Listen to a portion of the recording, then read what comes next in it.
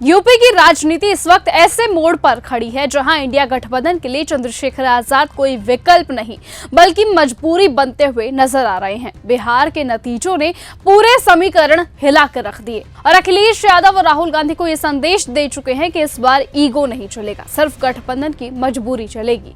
बंगाल में ममता बनर्जी पहले ही मैदान संभाले हुए हैं, लेकिन यूपी जो सबसे बड़ा पावर सेंटर है वहां सपा की चिंता साफ दिखने लगी है। वजह भी साफ है कि अगर मायावती साथ नहीं आती तो चंद्रशेखर आजाद ही दलित समीकरण की एकमात्र चाबी बन जाते हैं। बिहार में भले ही चंद्रशेखर आजाद का प्रदर्शन बहुत बड़ा ना दिखा हो, लेकिन यूपी में तस्वीर बिल्कुल अलग है। लोकसभा चुनावों में 2 सीटों पर लड़कर एक जीत लेना और दूसरी पर 80,000 वोट हासिल करना किसी मामूली ताकत की पहचान नहीं है। ऐसे में उसके बाद 2024 में हुए उपचुनावों में मीरापुर में 12% वोट और कुंदरकी में 14,000 वोट से ज्यादा लाकर बसपा को पीछे छोड़ना ये साबित कर देता है कि आजाद समाज पार्टी अब यूपी की जमीन पर तेजी से पैर जमा चुकी है। कई सीटों पर आजाद समाज पार्टी तीसरे चौथे स्थान पर पहुंच चुकी है और ये सीधे सीधे सपा, बसपा और कांग्रेस के लिए खतरे की घंटी साबित हुई है। और यही वजह है कि अब अखिलेश यादव चाहे माने या ना माने, लेकिन चंद्रशेखर आजाद अब उनके लिए जरूरी भी है और मजबूरी भी। खुद राहुल गांधी भी ये बात जानते हैं कि बिना दलित वोट के यूपी में भाजपा को चुनौती देना लगभग असंभव होगा।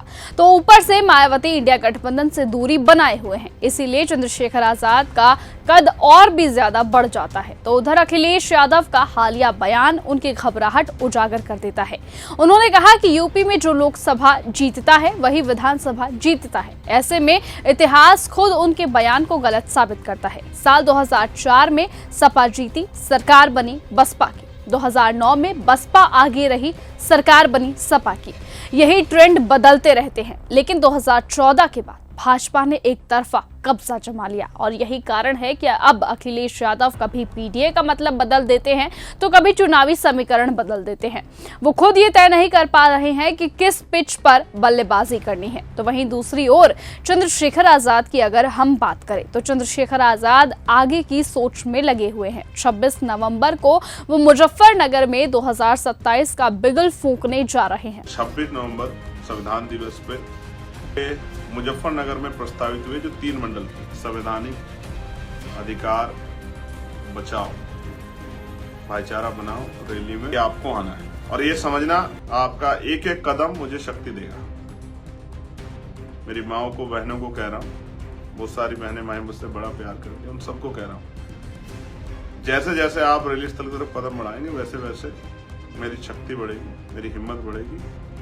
आपने मुझे कभी निराश नहीं किया, मैं भी आपको निराश नहीं करूंगा। मैं आपको इस बात का वचन दूं। और उनके तेवर ये साफ बताते हैं कि वो एक सहयोगी नहीं बल्कि एक विकल्प बनकर उभर रहे हैं। जिस तरह से वो जनता में पैठ बना रहे हैं, वो सपा के लिए चेतावनी बन चुके हैं और कांग्रेस के लिए मौका।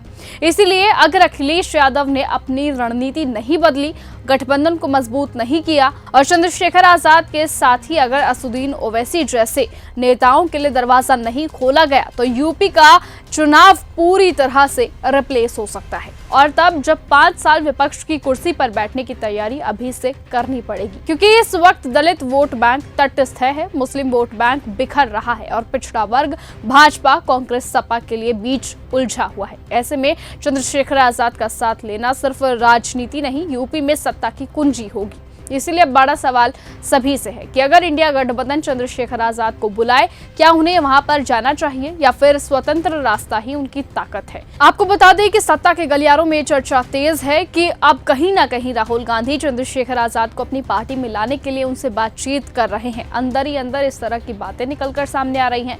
तो वहीं आपको बताएं कि ये भी चर्चा जोरों पर है कि राहुल गांधी ने कहीं ना कहीं अखिलेश यादव को मना लिया है कि वो चंद्रशेखर आजाद को इंडिया गठबंधन में आने दे, जिसके बाद यूपी का चुनाव एक साथ आकर लड़ा जाएगा बीजेपी के खिलाफ। तो वहीं इस बात को सुनने के बाद कहीं ना कहीं बीजेपी के अंदर भी टेंशन पैदा होने लगी है।